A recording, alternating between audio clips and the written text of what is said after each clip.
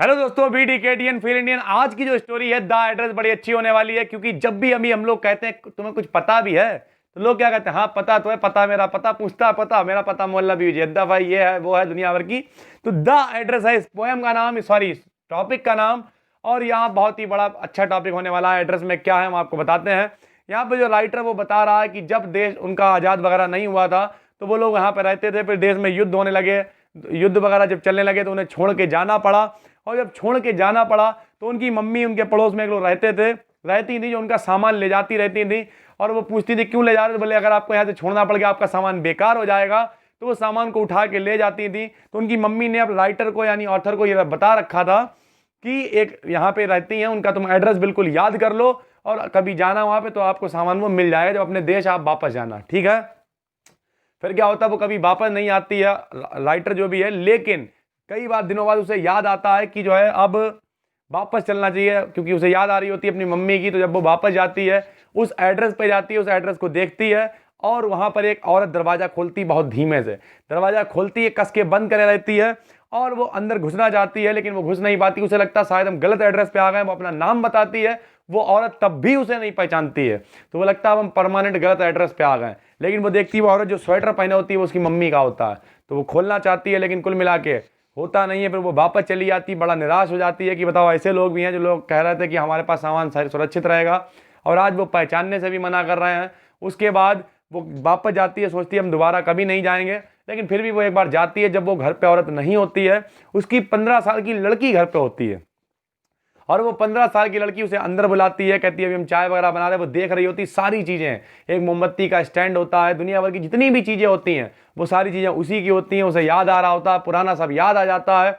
लड़की से भी कहती है ये है वो है, यहाँ पर ये होगा, एक कवर होता है वो जला हुआ होता है, सब कुछ जितना था उसे सब पता होता है। उसी की सारी चीज़ें इस्तेमाल कर रखी हैं, जितने एंटीक आइटम होते हैं उसमें उन्होंने खाना तक खा लिया होता है। तो कुल मिला के इस तरीके से ये पूरी कहानी चलती है। उस एड्रेस पर जाती है और वहाँ से फिर वापस आती है, क्योंकि उसे पकड़नी होती है ट्रेन। वो दोबारा में उन आंटी का इंतजार भी नहीं करती है, चुपचाप चली जाती है। डिसाइड करती है कि ज़िंदगी में कभी भी वहाँ नहीं जाएंगे, क्योंकि वो हमारी पुरानी यादों को याद दिला रहा है। और इस तरीके से वहाँ से चली जाती है। तो ये छोटा सा हमने आपको बता दिया ताकि आपको क्वेश्चन आंसर लिखने में आसानी रहे। पहला question, why did the narrator of the story want to forget the address.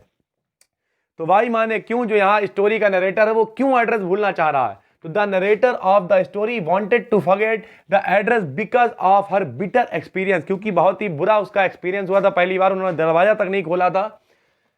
When she went there, she decided never to visit that house again. तो उसने क्या किया, डिसाइड किया कि कभी भी हम दोबारा इस एड्रेस पे नहीं आएंगे। दूसरा, why did Mrs. Darling carry things from the narrator's house. तो जो थी मिसेज डार्लिंग जो थी, वही उनकी मम्मी की जो सहेली थी, वो क्यों सामान ले जाती थी, क्योंकि वो ये कहती थी कि तुम लोग जब यहाँ से चले जाओगे या कोई दिक्कत हो जाएगी तो फिर आप सामान को खो दोगे, आपका सामान खराब हो जाएगा, हम उसे संभाल के रख लेंगे।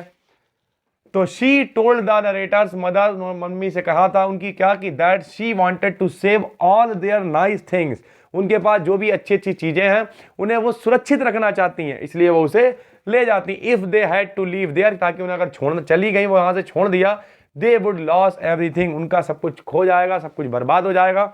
और इस वजह से वो उनकी चीजों को अपने पास ले जा रही हैं। हु वॉज मिसेज डॉर्लिंग, ये इंपॉर्टेंट है। Why did she visit the narrator's house regularly, तो कौन थी मिसेज डॉर्लिंग और डेली वो क्यों आती थी उनके मकान पे। तो Mrs Dorling was an old acquaintance, acquaintance का मतलब होता है जान पहचान वाली थी, of the narrator's mother. She visited the narrator's house regularly to take things away from the latter's house. Latter's house मतलब जो बाद वाला मकान था वहां पे ले जाती थी, वो सामान को इधर से उधर करती थी, अपनी चीजों को इकट्ठा कर लेती थी, ठीक है।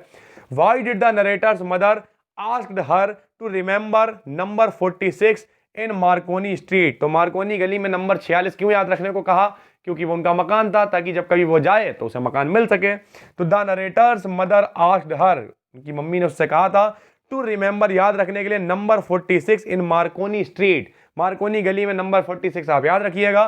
Because it was the address of Mrs Dorling, तो जो उनकी वही सहेली थी जान पहचान वाली, उनका ये एड्रेस था। उन्होंने कहा जब आप जाएं वहां पे तो आप आराम से अपना सामान वगैरह मांग सकती हैं, आपका सामान वहां सुरक्षित मिल जाएगा।